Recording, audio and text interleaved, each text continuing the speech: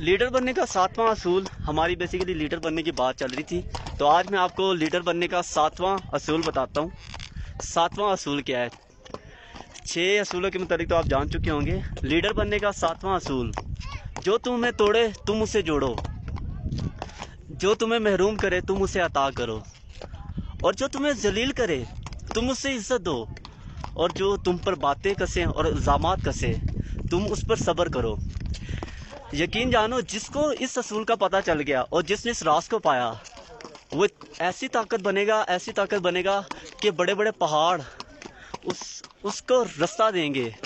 اور یہ جھیلیں اور دریا اور چشمے اس کی ہیبت سے اپنا رخ موڑ لیں گے۔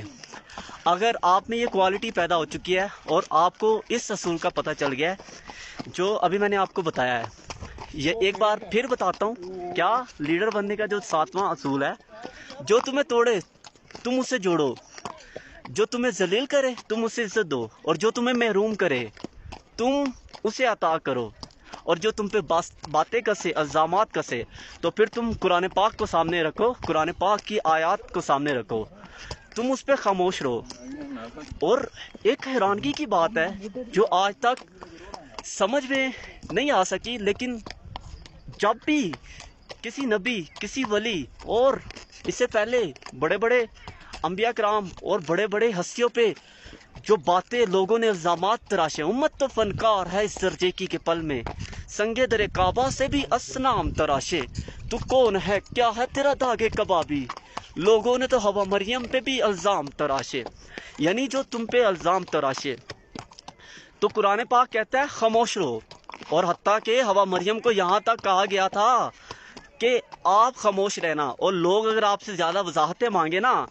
کہ اپنے یہ کیا ہے، یعنی بغیر خاوند کے آپ کا بیٹا کس طرح ہوا، اور عجیب و غریب باتیں کی، تو اس پہ قرآن پاک نے کیا فرمایا تھا؟ آپ کہہ دیں کہ میں روزے سے ہوں، یعنی پہلے زمانے میں جو روزے سے ہوتا تھا تو اس میں بھی یہ کہا جاتا تھا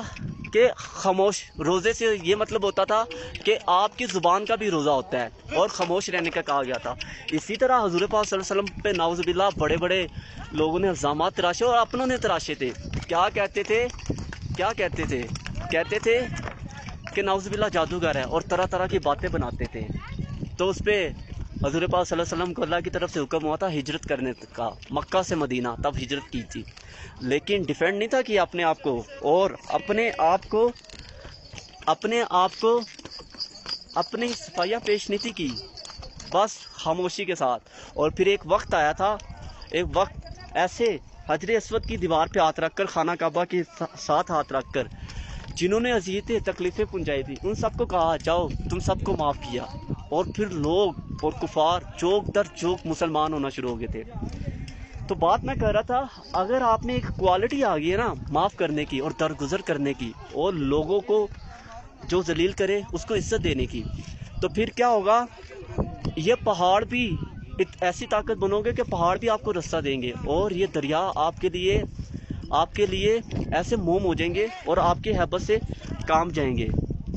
اور آپ